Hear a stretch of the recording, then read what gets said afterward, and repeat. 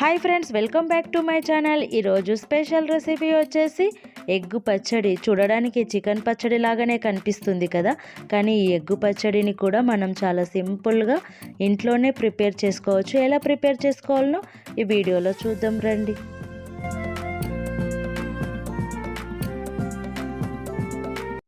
ముందుగా మనం ఈ ఎగ్గు పచ్చడిని తయారు చేసుకోవడానికి 6 కోడిగుడ్లను తీసుకుని ఇలా ఒకదాని తర్వాత ఒకటి పగలగొట్టి ఒక బౌల్లో వేసుకోవాలి. ఈ ఎగ్స్ని ఉడకబెట్టి కూడా మనం పచ్చడి చేసుకోవచ్చు. అలా చేసినా కూడా బాగుంటుంది, ఇలా చేసినా కూడా చాలా బాగుంటుంది.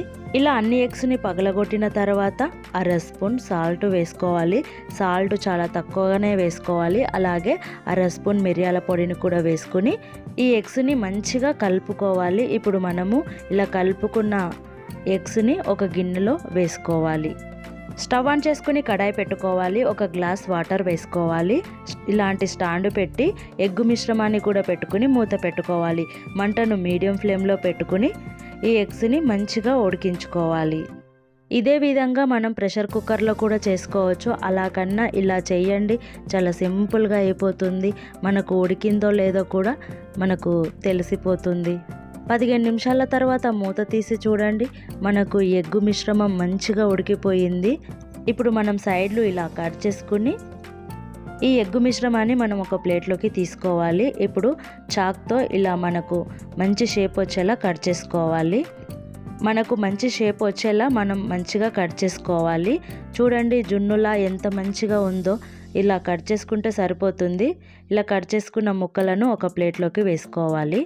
చూడడానికి మాత్రం పన్నీర్లా జున్ను ముక్కలాగానే కనిపిస్తున్నాయి కదా. ఇలా ముక్కలుగా కట్ చేసుకుని ఒక ప్లేట్లోకి వేసుకుని ఈ ప్లేటుని మనం పక్కన పెట్టుకుందాం. ఈలోగా స్టవ్ ఆన్ చేసుకుని కడాయి పెట్టుకుని ఆయిల్ వేసుకోవాలి. ఈ ఆయిల్ అనేది కొంచెం ఎక్కువనే వేసుకోవాలి. మనం ఎగ్గుని ఇలా కట్ చేసుకున్నాం కదా, ఈ ముక్కలను మొత్తం మనం ఆయిల్లో ఫ్రై చేసుకోవాలి.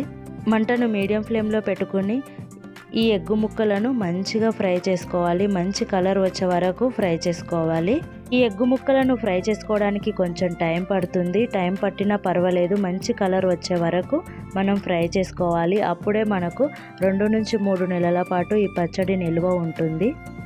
మరొక కడాయి పెట్టుకుని ఆయిల్ వేసుకోవాలి. 1/2 స్పూన్ జీలకర్ర, ఫ్రెష్గా చేసి పెట్టుకున్న అల్లం వెల్లుల్లి పేస్టును కూడా వేసుకోవాలి. ఈ అల్లం ఎల్లిగడ్డలోని పచ్చివాసన పోయే వరకు మనం ఇలా కలుపుకుంటూ ఫ్రై చేసుకోవాలి.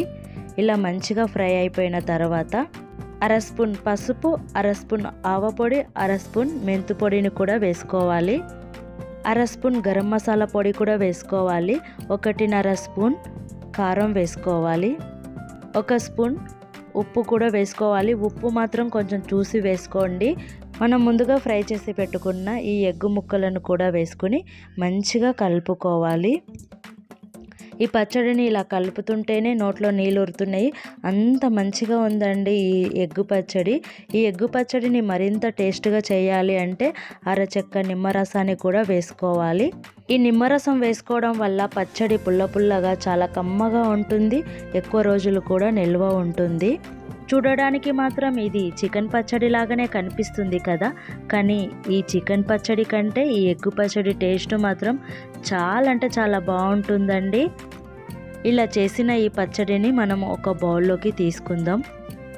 ఇలా చేసిన ఈ పచ్చడిని మాత్రం సెకండ్ డే లేదా థర్డ్ డే రోజు కానీ తింటే మాత్రం చాలా బాగుంటుంది. ఈ ఎగ్గు పచ్చడిని చేసేటప్పుడు మాత్రం ఒకటే విషయం గుర్తుపెట్టుకోవాలి అండి, మనం నార్మల్గా పచ్చడిలో వేసేంత సాల్ట్ మాత్రం ఈ పచ్చడికి వేసుకోకూడదు. ఈ పచ్చడికి మాత్రం సాల్ట్ కొంచెం తగ్గించే వేసుకోవాలి. చూశారుగా ఫ్రెండ్స్, మీకు కూడా ఈ ఎగ్గు పచ్చడి రెసిపీ నచ్చిందా? నచ్చినట్టయితే మీరు కూడా ఇంట్లో ట్రై చేయండి. మీకు ఎలా కుదిరిందో కామెంట్ చేయండి. మరిన్ని కొత్త రెసిపీస్ కోసం నా ఛానల్ని లైక్ చేయండి, షేర్ చేయండి, సబ్స్క్రైబ్ చేసుకోవడం మాత్రం అస్సలు మర్చిపోకండి.